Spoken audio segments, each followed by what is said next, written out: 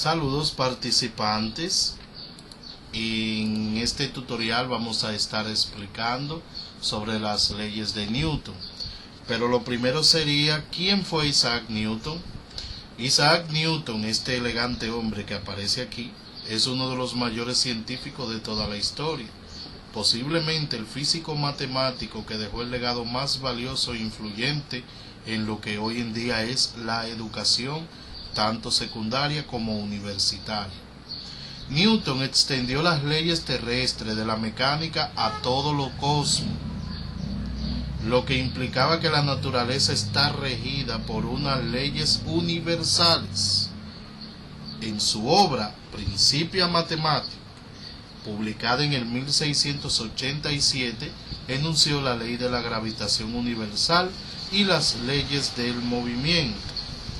Cuando hablamos ya directamente de las leyes de Newton, se está diciendo que este grandioso hombre inventó tres grandes leyes para descubrir el movimiento de las partículas. ¿Por qué se atribuye también a Isaac Newton como un gran matemático? Porque gracias a este comparte con Leibniz el crédito por el desarrollo del cálculo integral y diferencial, que utilizó también para formular sus leyes de física y astronomía. También contribuyó en otras áreas de la matemática, desarrollando el teorema del binomio, muy conocido como el binomio de Newton, entre otras fórmulas que están por ahí. Cuando hablamos de las tres grandes leyes de Newton, hacemos mención a cada una de estas de la siguiente forma, resumida. Dice que la primera ley de Newton, también conocida como la ley de inercia, habla de un cuerpo en reposo y en movimiento. Pero cuando hablamos de un cuerpo en movimiento, queremos decir que puede alcanzar su reposo si éste lleva una velocidad constante, es decir, sin variar la velocidad. En la segunda ley de Newton nos dice que todo cuerpo va a depender de su masa para poder adquirir su aceleración, dependiendo la fuerza que se le imprima. Y la tercera ley de Newton, también conocida como la ley de acción y reacción, que vamos a ver detalladamente cada una de estas leyes.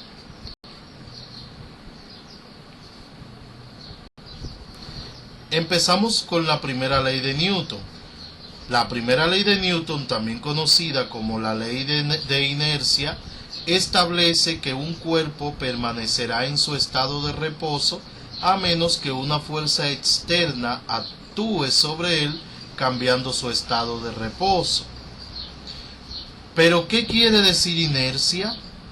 Inercia es la resistencia que opone la materia o partícula o cuerpo, como ustedes le quieran llamar, a modificar su estado de reposo o movimiento, y solo se modifica ese estado si una fuerza actúa sobre ellos. En la vida cotidiana podemos apreciar la ley de inercia, o mejor conocido como la primera ley de Newton. Por ejemplo, cuando nosotros nos dirigimos en un autobús o hasta en el mismo metro, el autobús puede alcanzar una velocidad constante, lo que quiere decir que nosotros podemos soltarnos y no nos afecta, nos quedamos en reposo. Pero si el chofer acelera su vehículo, nosotros tendemos a ir hacia atrás. Pero también, si la guagua frena, nosotros tendemos a irnos hacia adelante, porque obviamente lo que está frenando o lo que está acelerando es la guagua, no somos nosotros.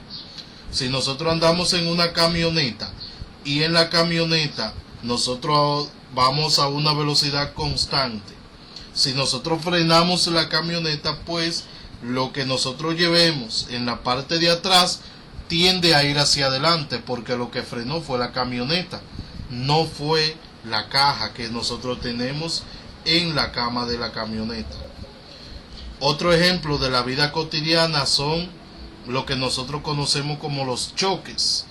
Podemos observar aquí en nuestra imagen que el vehículo va a 60 metros por hora pero cuando choca, el pasajero sale disparado por el vidrio a la misma velocidad con el que iba el vehículo. Y es por la misma razón que le explicaba. Lo que frenó fue el vehículo, no fuimos nosotros. Por eso que las autoridades nos recomiendan nosotros utilizar el cinturón de seguridad. Porque al nosotros tener nuestro cinturón de seguridad, aumenta nuestra inercia. Para nosotros salir por el vidrio, tiene que desprenderse el cinturón. Es decir, tiene que haber una mayor inercia. Nosotros vamos a ocupar el mismo peso del vehículo, vamos a tender a no salir por el vidrio, que es recomendable. Pasamos a la segunda ley de Newton. La segunda ley de Newton, también conocido como el principio fundamental de la dinámica, es decir, de los movimientos, pero estudiando sus causas que lo producen. Esta ley establece que la aceleración de una partícula es directamente proporcional a la suma de todas las fuerzas que actúan sobre él e inversamente proporcional a la masa de la partícula. Para nosotros conocer y aprender a trabajar con esta segunda ley de Newton, debemos conocer la diferencia que existe entre peso y masa. Cuando nos habla de peso, nos está diciendo que el peso es la fuerza con que la Tierra atrae un cuerpo por acción de la gravedad. Su fórmula se puede encontrar: peso igual a masa por gravedad. Esta es la fórmula del peso, donde la gravedad se aproxima a 9.8 metros sobre segundo al cuadrado, tomando en cuenta que las fuerzas se miden en Newton. Newton porque es quien hizo estas famosas leyes. La masa. La masa simplemente es la cantidad de materia que posee una partícula y se mide en gramos o kilogramos. Aquí está su abreviatura, que para que nosotros podamos aprender de esas. La segunda ley de Newton nos hace hincapié en que, como dice lo que establece, que la aceleración va a depender de la masa del cuerpo, como también de la fuerza que se le aplique. Por ejemplo, aquí en nuestro ejemplo podemos verificar que la fuerza es la misma. La misma persona está empujando un camión y también está empujando un carro. Como el carro tiene menor masa, pues va a adquirir mayor aceleración. Para nosotros empujar el camión que lleve la misma velocidad que el vehículo, debemos de aplicar una mayor fuerza. También, por ejemplo, si nosotros, en el ejemplo que aparece aquí, tenemos que la masa del carro es de 1000 kilogramos y lleva una velocidad de 20 metros sobre segundo, y aquí el camión podemos observar que tiene una masa de 3000 kilogramos y su velocidad está en cero antes de producir el choque, en cero. Cuando el vehículo impacta, colisiona con el camión, podemos observar que el vehículo llevaba una velocidad de 20 metros sobre segundo y al chocar ya cambia su velocidad a 5 metros sobre segundo y hace que el camión adquiera esa misma velocidad. ¿Por qué sucede esto? Porque la masa del vehículo es menor que la del camión. Sin embargo, si hubiese sido el camión que choca el vehículo, este va a adquirir la misma velocidad que lleva el camión, porque a mayor masa, mayor aceleración. Menor aceleración, perdón. Continuamos con la tercera ley de Newton.